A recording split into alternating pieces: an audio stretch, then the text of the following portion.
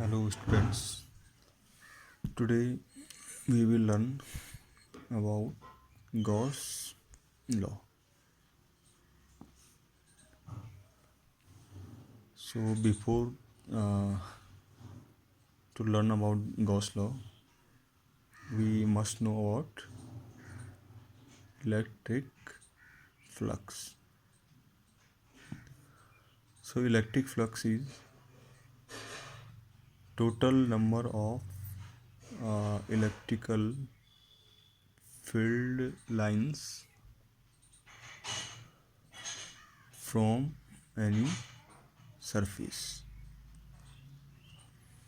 So electrical flux denoted by phi is defined as number of electrical field lines per unit from any surface area.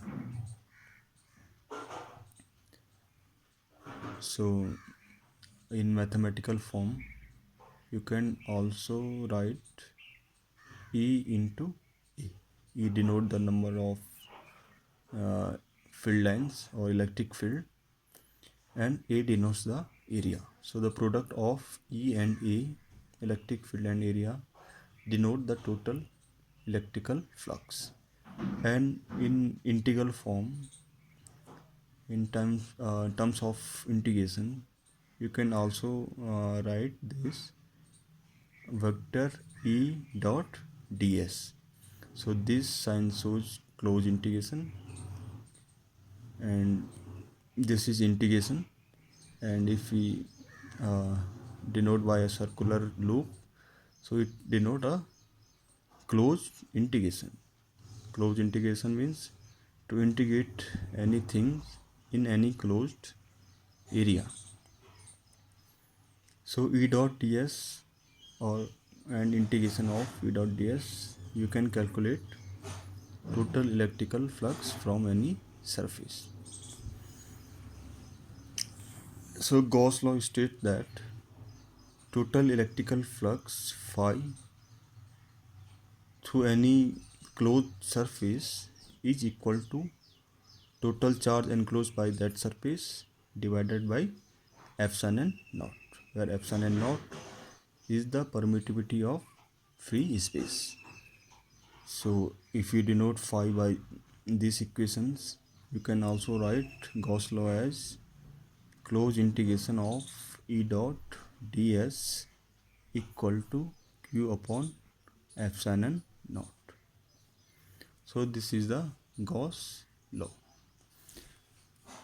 So Gauss law can be applied in many times to calculate the electric field due to any symmetrical charge of distribution.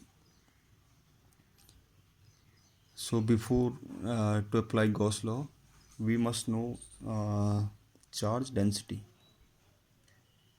Charge density. So charge density is charge per unit.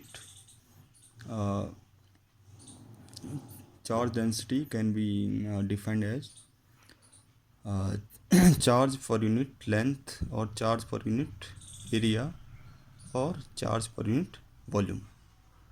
So if we have a single line of charge, so if we have a charge distributed in single line, so we define charge density as charge per unit length, and we denote it by lambda. On charge density for linear distribution of charge can be defined as charge per unit length. Similarly, if a charge is distributed to any surface, suppose this is a metallic ball and this is the surface of that metallic ball, and charge is distributed to the surface of this ball. So if charge is distributed to any surface, so charge density is defined as total charge divided by total area, and it is denoted by sigma. And third one, if charge is distributed to any volume. Suppose this is a metallic ball or any non-metallic ball where the charge is distributed through whole the volume. So in this case, the charge density is defined as rho, and rho is defined as total charge divided by total volume. So depending on different conditions, charge density can be defined as charge per unit length if there is linear distribution of charge per unit area if the charge is distributed to any area, and charge per unit volume is if charge is distributed to any volume. So linear charge density is defined by lambda, surface charge is denoted by surface charge by sigma, and volume charge by rho. Now as we have learned that